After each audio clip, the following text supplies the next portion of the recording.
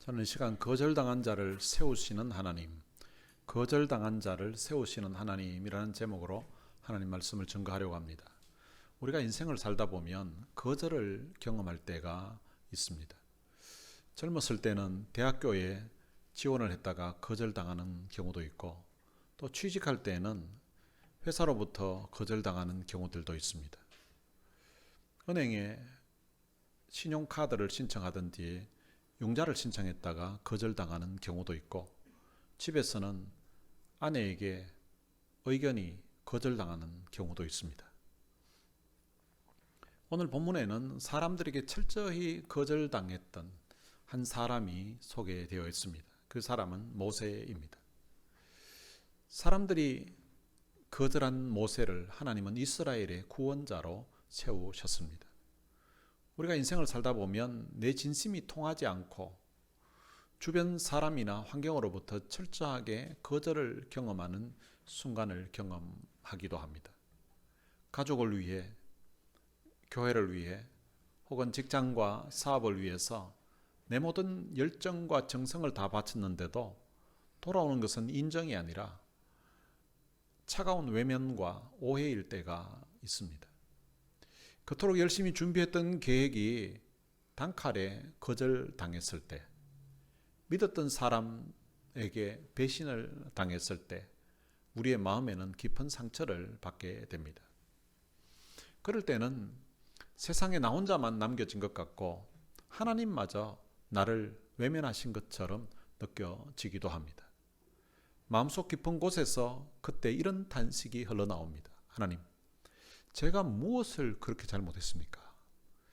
왜 내 진심을 아무도 알아주지 않는 것입니까? 라는 그런 탄식이 나오게 됩니다. 어떤 때는 내가 처한 거절의 자리가 내 인생의 막다른 길처럼 느껴질 때가 있습니다. 그런데 하나님은 오늘 본문을 통하여서 우리가 겪는 그 아픈 거절의 자리가 인생의 끝이 아니라고 말씀하고 있습니다. 오히려 그 거절의 자리가 하나님이 우리를 더 귀하게 쓰시기 위해 연단하는 자리라고 알려주고 있습니다. 여러분, 최고의 칼은 뜨거운 불 속에 수없이 통과한 쇠로 만들어지게 됩니다. 하나님이 우리를 버리기 위해서 불 속에 넣으시는 것이 아니라 우리를 더 강하게 쓰시기 위해서 연단하시는 것입니다. 세상은 불을 심판으로 생각하지만 하나님의 손에 있는 불은 거룩한 사람을 빚어가는 연단의 불이라고 할 수 있습니다. 하나님께서 우리들을 다루시는 방법도 바로 이와 같습니다. 하나님은 우리의 자아와 우리의 교만이 살아있는 상태에서는 우리를 높여서 사용할 수가 없습니다. 하나님은 우리 인생을 통해 하나님의 살아계심을 증거하는 도구로 쓰시기 위해 때때로 세상으로부터 철저히 거절당하고 낮아지는 그런 불시험의 자리로 우리를 이끄실 때가 있습니다. 하나님은 거절당한 사람을 곧바로 사용하지 않으시고 먼저 훈련을 하십니다. 하나님께서 크게 쓰시는 사람들을 보면 그들이 다 반드시 광야를 통과해서 그 광야를 통하여서 하나님의 사람으로 만들어 가신다는 것입니다. 그러므로 거절은 하나님의 부르심이 취소된 것이 아니라 더 큰 사명을 위한 하나님의 준비 과정이라고 할 수 있습니다. 광야는 우리의 인생이 버려진 장소가 아니라 하나님의 사람으로 빚어가시는 훈련의 학교라고 할 수 있습니다.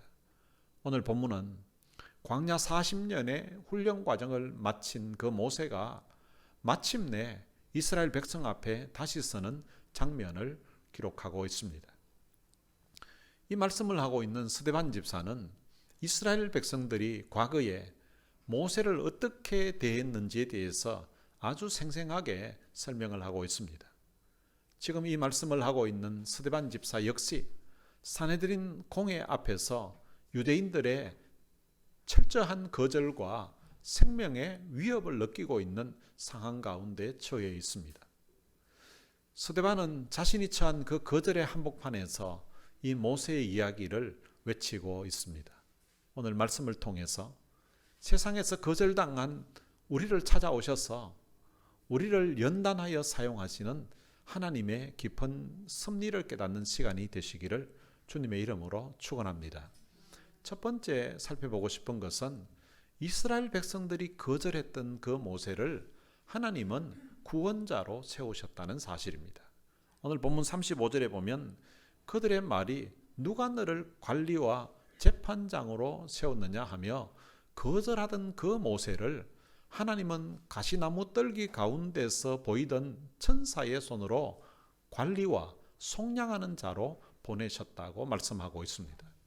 스데반은 이스라엘 백성들이 거절하던 그 모세를 하나님께서 관리와 속량하는 자로 보내셨다는 거예요. 이 속량하는 자라는 말은 구원자를 의미합니다. 모세의 나이 40세 때에 그는 애굽의 왕자로서 애굽 사람의 모든 지혜를 배웠던 사람입니다. 그래서 그는 말과 하는 일들에 아주 힘이 있고 능력이 있었던 사람입니다. 그런데 그때에 이스라엘 백성들은 거절하였습니다. 모세를 향하여서 누가 너를 관리와 재판장으로 세웠느냐라고 하면서 거절했던 것입니다. 인간적인 눈으로 보면 모세는 자기 동족 이스라엘 사람들에게 철저히 버림받은 패배자요, 그리고 상처 입은 도망자였다고 볼 수 있습니다. 근데 모세의 나이 80세가 되었을 때에 이스라엘 백성들은 모세를 잊었습니다. 그리고 모세 자신도 이제는 나이가 들어서 자신은 아무것도 할 수 없다고 생각하고 있었습니다. 그런데 하나님은 사람들이 쓸모없다고 거절했던 그 모세를, 그리고 본인 스스로도 나는 아무것도 할 수 없다고 하고 있는 그 모세를 이스라엘의 관리와 속량자로, 바로 구원자로 세우셨다는 사실입니다. 사람들은 외모를 보고 평가를 합니다. 그가 능력이 없을 때에 거절합니다. 하지만 하나님은 외모의 어떤 능력이 아니라 깨어진 심령을 보시고 그 심령을 어루만져 주시고 위로해 주시고 그를 붙들어서 사용하신다는 사실입니다. 새벽이 오기 전이 가장 어두운 것처럼 인생의 거절감이 가장 깊은 순간이 오늘 우리의 삶에 하나님의 은혜가 임하는 그런 시간인 것입니다. 그러므로 성도 여러분, 세상의 거절을 낙심하지 마시기를 바랍니다. 사람이 여러분을 알아주지 않는다고 해서 하나님의 계획까지 여러분들의 인생에 취소된 것은 아닙니다. 이스라엘 백성들이 거절했던 모세를 가시나무 뜰기 불꽃 가운데서 하나님은 지켜보고 계셨던 것처럼 그 하나님께서 오늘 여러분들도 지켜보고 계시고 하나님의 때에 여러분들을 사용하시기 위해서 은혜의 통로로 인도하신다는 사실을 기억하시기를 바랍니다. 그리고 세 번째로 살펴보고 싶은 것은 거절의 자리를 통과해야 참된 기적의 지팡이가 된다는 사실입니다. 이어지는 36절부터 38절은 하나님께서 이렇게 준비하신 모세를 통해서 어떤 역사를 이루었는지를 우리에게 알려주고 있습니다. 36절에 보면 이 사람이 백성을 인도하여 나오게 하고 애굽과 홍해와 광야에서 40년간 기적과 표적을 행하였느니라 라고 말씀하고 있습니다. 40세 때 모세의 손에는 애굽 왕궁의 화려한 권세를 의미하는 그 지봉이 손에 쥐어져 있었습니다. 그러나 그때는 아무런 기적도 그의 삶에 일어나지 않았습니다. 오히려 그는 동족들에게 거절당하고 결국은 살인자가 되었던 것입니다. 그러나 80세의 모세의 손에는 애굽에서 들고 있었던 그 지휘봉과는 비교할 수 없는 너무나 보잘것없는 마른 막대기가 그의 손에 쥐어져 있었습니다. 모세의 손에 쥐어져 있는 그 마른 막대기처럼 모세는 지난 40년간 광야에서 완전히 깨어지고 무너져 있는 그런 상태였습니다.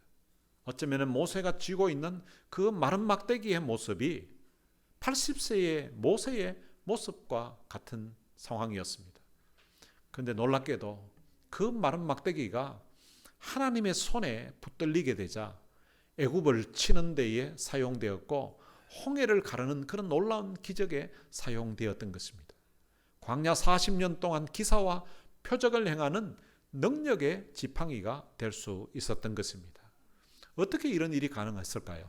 38절에서 그 비결을 말씀해 주고 있습니다. 38절에 보면 신의 산에서 말하던 그 천사와 우리 조상들과 함께 광야 교회에 있었고 또 살아있는 말씀을 받아 우리에게 주던 자가 이 사람이라 라고 말씀하고 있습니다. 38절에 보면 두 가지 사실을 우리에게 알려주고 있습니다. 그 첫 번째는 모세가 기적을 행할 수 있었던 그 이유는 하나님이 그와 함께 하셨기 때문이라는 것입니다. 성경에서는 종종 여호와의 사자를, 즉 천사를 하나님과 동일시하여서 기록할 때가 있습니다. 오늘 본문 앞부분에도 동일하게 표현되어 있는데요. 이게 원래 원 성경은 출애굽기 3장에 기록되어 있는 내용이에요. 출애굽기 3장 2절에 보면 여호와의 사자가 떨기나무 가운데로부터 나오는 불꽃 안에서 그에게 나타나시니라 라고 기록되어 있습니다. 그러니까 여호와의 사자, 바로 천사를 이야기하는 것입니다. 그런데 3장 2절에서는 여호와의 사자라고 했는데 3장 4절에 가면 그 여호와의 사자가 나타나서 말씀을 하시는데 이렇게 기록하고 있습니다. 하나님이 떨기나무 가운데서 그를 불러 이르시되 모세야 하시매. 2절에서는 여호와의 사자가 떨기나무 불꽃 가운데서 그에게 나타났다고 했는데 근데 4절에서는 하나님이 떨기나무 가운데서 그를 불렀다라고 말씀하고 있습니다. 그러니까 여호와의 사자와 지금 하나님을 동일시하게 표현을 한 것입니다. 그리고 6절에 가서는 그분이 자신이 누군지를 그대로 밝힙니다. 나는 내 조상의 하나님이라고 그렇게 자신을 직접 밝힙니다. 그것은 오늘 본문 앞부분에도 동일하게 표현되어 있습니다.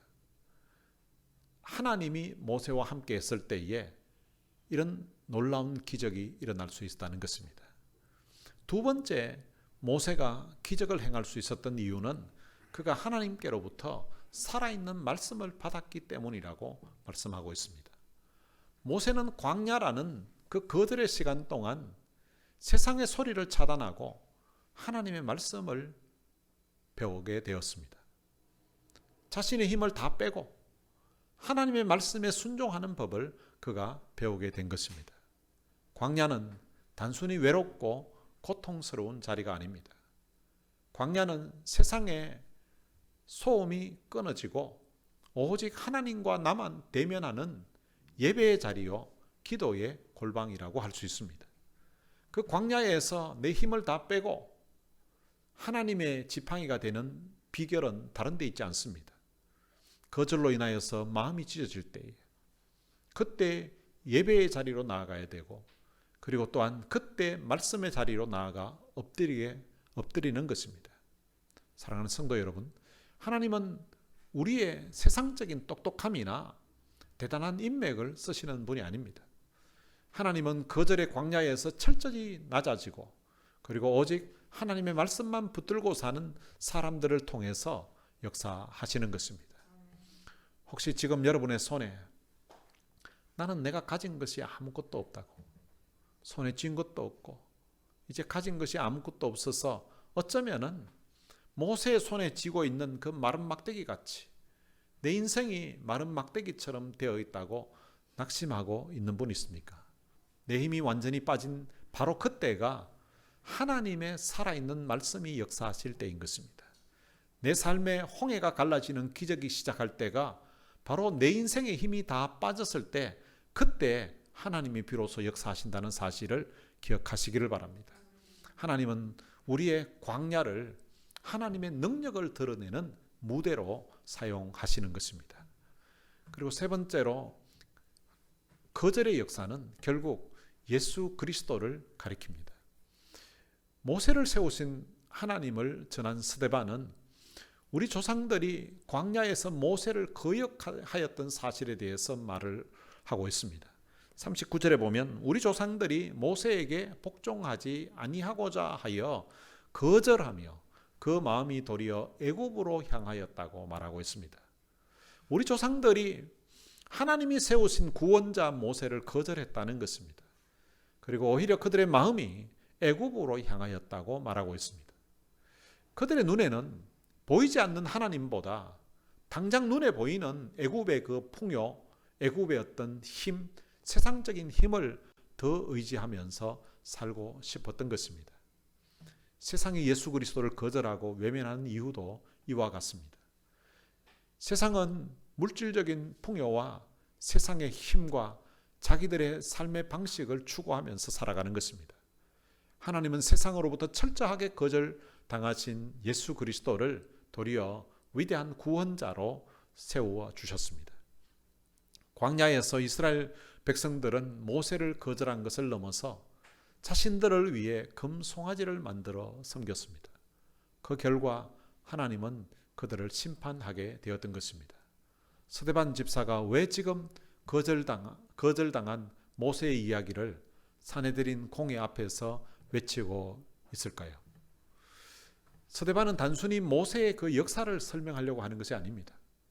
우리 조상들이 하나님께서 보내신 그 모세를 거절했던 것처럼 지금 당신들도 하나님께서 보내신 구원자 예수 그리스도를 거절하였다는 것을 스데반이 선포하고 있는 것입니다. 37절에서 모세는 장차 일어날 일에 대해 이렇게 예언했습니다. 이스라엘 자손에 대하여 하나님이 너희 형제 가운데서 나와 같은 선지자를 세우리라고 했다는 것입니다. 모세가 예언했던 하나님이 나와 같은 선지자를 세우리라고 하셨는데 그분이 바로 예수 그리스도이십니다. 예수님도 이 땅에 하나님의 아들로 구원자로 오셨지만 모세가 이스라엘 백성들로부터 철저하게 거절당했던 것처럼 예수님도 자기 백성들에게 철저히 거절당하셨습니다. 누가 너를 우리의 왕으로 세웠느냐고 하면서 예수를 십자가에 못 박으라고 해서 바로 예수님은 십자가에 못 박히게 된 것입니다. 백성들은 예수님을 거절했고 그리고 군병들은 예수님에게 침을 뱉었었고 그래서 예수님은 결국은 그 고통스러운 십자가의 광야로 내몰리게 되었던 것입니다. 그러나 하나님은 사람들이 버렸던 그 예수 그리스도를 사람들이 거절했던 그 예수 그리스도를 사흘 만에 다시 살리신 것입니다. 건축자의 버린 돌이 바로 모퉁이 돌이 된 것 같이 바로 예수 그리스도를 오늘 우리 인생을 구원하는 모퉁이 돌로 구원자로 만들어 주신 것입니다. 지금 이 말씀을 선포하고 있는 스데반 집사의 형편도 그와 같습니다. 그 역시 복음을 전하다가 지금 자기를 죽이려고 눈이 뒤집혀 있는 그 유대인들에게 그는 철저히 거절당하게 되고 결국은 그는 돌에 맞아 죽어가게 되는 상황입니다. 그는 정말 인생의 외롭고 처절한 그 거절의 광야 한복판에 지금 서 있습니다. 그러나 성경은 그 죽음의 자리에서 스데반의 얼굴이 천사의 얼굴과 같았다고 말하고 있습니다. 그리고 그 죽음의 자리에서 스데반이 하늘이 열리며 하나님의 영광과 및 예수께서 하나님 우편에 서신 것을 보았다라고 기록하고 있습니다. 스데반은 세상의 거절 너머에서 자신을 영접하기 위해서 하나님 보좌 우편에 서 계신 그 주님을 볼 수 있었던 것입니다. 그러기에 돌에 맞아 죽어가면서도 그는 자기를 향하여서 돌을 던지는 그 사람들을 보면서 주 예수여 내 영혼을 받으시옵소서 주여 이 죄를 그들에게 돌리지 마옵소서라고 하며 하나님께서 주님께서 그들을 용서해 주시기를 위해서 기도하고 그는 승리할 수 있었던 것입니다. 하나님은 거절을 통해 어떤 사람은 모세처럼 구원자로 세기도 하고 또 어떤 사람은 스데반처럼 순교의 영광으로 하나님의 나라로 부르시는 경우가 있습니다. 그러나 이 두 사람 모두 하나님의 뜻을 이루는 그런 구원의 도구로 또한 하나님이 사용하시는 영광스러운 도구가 되었습니다. 중요한 것은 어떤 자리로 부름을 받았느냐가 아니라 어떤 일을 통하여서 오늘 하나님의 뜻을 이루는 데에 우리가 사용되고 있다는 그 사실이 중요한 것입니다. 하나님은 거절 자체를 기뻐하시는 분은 아닙니다. 그러나 하나님은 사람들이 행한 그 거절까지라도 합력하여서 선을 이루시는 분임을 믿으시기를 바랍니다. 요셉의 형들이 요셉을 죽이려고 하다가 구덩이에 던져 넣었고 그리고 요셉을 팔았습니다. 그러나 하나님은 그 일을 선으로 바꾸셔서 요셉으로 하여금 많은 사람의 생명을 살리는 사람으로 그를 세워주신 것입니다. 모세는 동족에게 거절당했지만 하나님은 그를 이스라엘의 속량하는 자로, 구원자로 세우셨습니다. 유대인들은 예수님을 십자가에 못 박았지만 하나님은 그 십자가를 인류 구원의 길로 만들어 놓으신 것입니다. 스데반을 향해 던져진 그 돌도 복음의 역사를 막지는 못했습니다. 오히려 그 순교는 훗날 사울이라는 그 청년의 마음에 깊은 흔적을 남겼고요. 그리고 하나님은 그를 위대한 복음의 일꾼으로 사용하셨던 것입니다. 사람들은 상처를 만들었지만 하나님은 그 상처를 통해 구원의 역사를 이루어 주신 것입니다. 사랑하는 성도 여러분, 그러기에 세상에서의 거절은 끝이 아니라 하나님의 위대한 반전의 시작이라고 할 수 있습니다. 이 위대한 반전이 오늘 우리의 삶에도 동일하게 일어남을 믿으시기를 바랍니다. 그러므로 오늘 우리가 삶의 자리에서 겪고 있는 오해와 때로는 외면, 그리고 우리의 계획의 좌절과 거절감은 오늘 우리 인생의 실패가 아닙니다. 우리는 모세처럼 위대한 구원자는 아닙니다. 그리고 스데반처럼 거창한 순교자의 자리로 부름을 받지도 않았습니다. 하지만 우리의 가정에서 가족을 위해 눈물로 헌신하고도 때로는 외면당하는 그 어머니의 자리, 때로는 직장에서 참 성실하게 열심히 일했음에도 불구하고 오해받고 때로는 참 외면당하는 그런 가운데서 하는 기도의 자리, 그런 자리가 어쩌면 우리들이 통과해야 하는 거절의 광야이기도 합니다. 하나님은 모세와 스데반을 보고 계셨던 것처럼 오늘 우리의 삶 가운데서 오해받고 때로는 거절당하고 때로는 참 외로움 가운데 처해 있는 우리들을 보고 계시고 우리들을 돌보신다는 사실을 기억하시기를 바랍니다. 거절의 광야는 우리 안에 있는 세상의 찌꺼기를 빼내고 오직 하나님만 의지하는 기적의 지팡이로 빚어가는 거룩한 과정이라고 할 수 있습니다. 세상은 여러분들을 거절하고 때로는 밀쳐낼지라도 우리 하나님은 한 번도 여러분들을 하나님의 눈에서 놓지 않으시고 하나님은 확실히 보고 계시고 여러분들의 신음하는 그 소리를 듣고 계신다는 것을 기억하시기를 바랍니다. 거절의 자리는 내 인생에 끝나는 자리가 아닙니다. 내 힘이 다 빠지고 지쳐있을 그때가 전능하신 하나님의 손이 내 인생에 개입하시고 일하기 시작하는 축복의 시간이라는 사실을 기억하시기를 바랍니다. 내 진심을 알아주지 않는 세상을 바라보면서 낙심하지 마시기를 바랍니다. 가시나무 같은 내 삶에 찾아오셔서 불꽃으로 역사하시는 그 주님을 기대하시기를 바랍니다. 세상은 여러분들을 거절할 수 있습니다. 그러나 하나님은 여러분들을 포기하지 않으십니다. 세상은 여러분들을 밀쳐낼 수 있습니다. 그러나 하나님은 여러분들을 하나님의 품으로 부르고 계신다는 사실입니다. 설교를 준비하면서 지나왔던 제 인생을 한번 돌아보았습니다. 저도 수없이 많은 거절을 당하였습니다. 미국에 와서 처음 크레딧 카드를 한번 신청을 해봤는데 여러 곳에서 거절을 당했습니다. 처음 사역하던 교회에서 이제 나와서 이제 다른 사역지를 찾아야 되는데 사역지를 옮기기 위해서 이제 목회자를 구한다는 그 광고를 보고서 여러 곳에 이력서를 보냈는데 오라고 하는 곳이 한 곳도 없었습니다.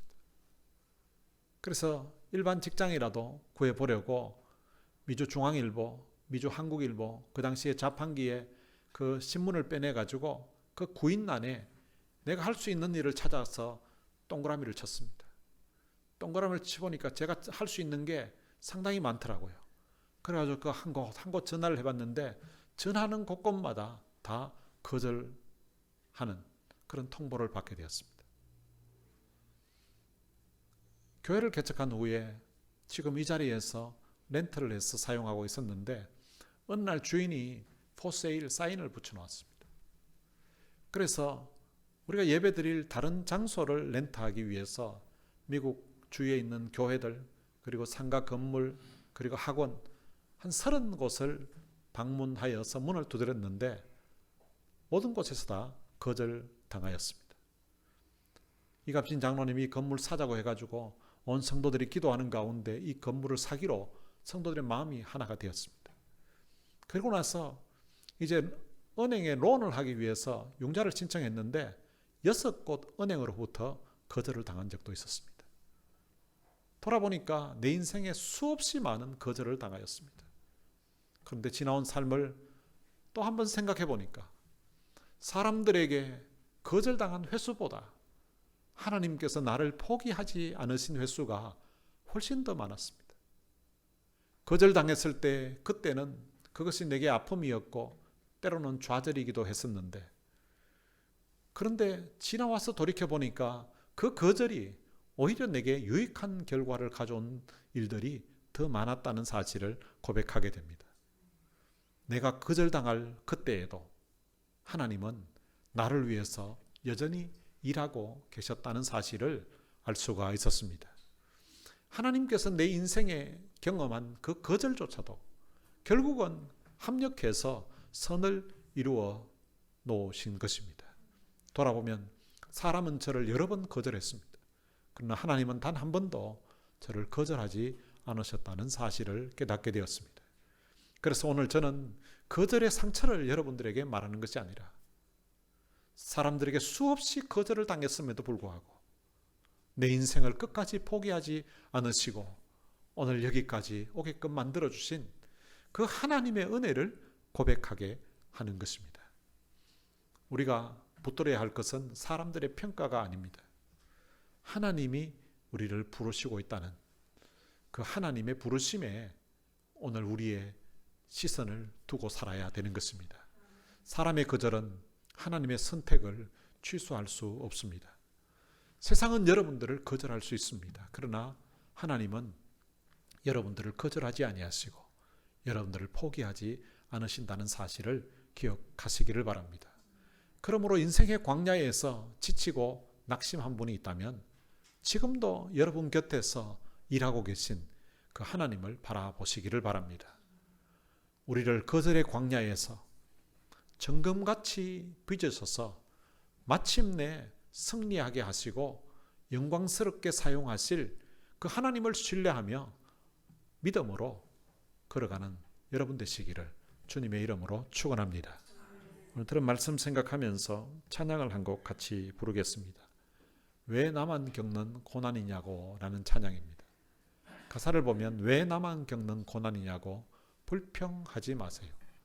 고난의 뒤편에 있는 주님이 주실 축복 미리 보면서 감사하세요. 너무 견디기 힘든 지금 이 순간에도 주님이 일하고 계시잖아요. 남들은 지쳐 앉아 있을지라도 당신만은 일어서세요. 2절 가사를 보면 왜 이런 슬픔 찾아왔는지 원망하지 마세요.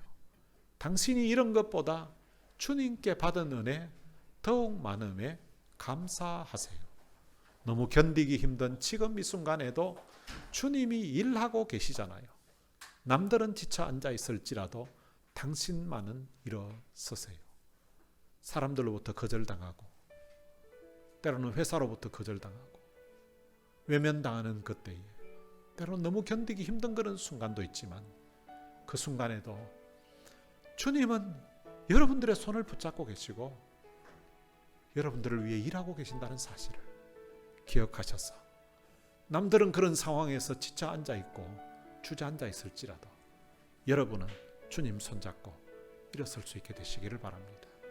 오늘 그 고백을 하면서 함께 찬양하시겠습니다.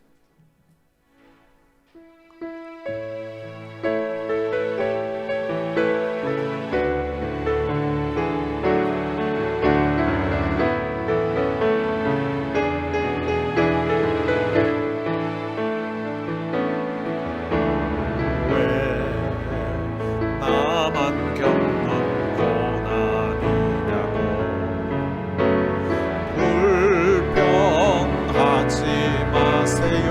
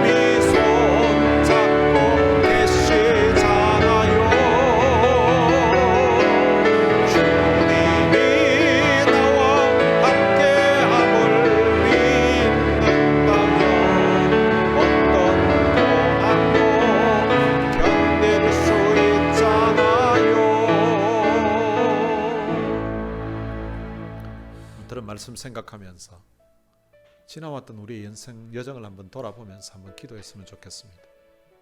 사람들에게 수없이 거절당했을 때, 그때 마음이 힘들고 참 마음이 무거웠을 때에 그때 내 손 잡아주시고 이렇게 세워주셔서 오늘 여기까지 오게 하신 그 주님의 은혜, 하나님의 은혜에 대한 감사의 기도를 이 시간 드렸으면 좋겠습니다.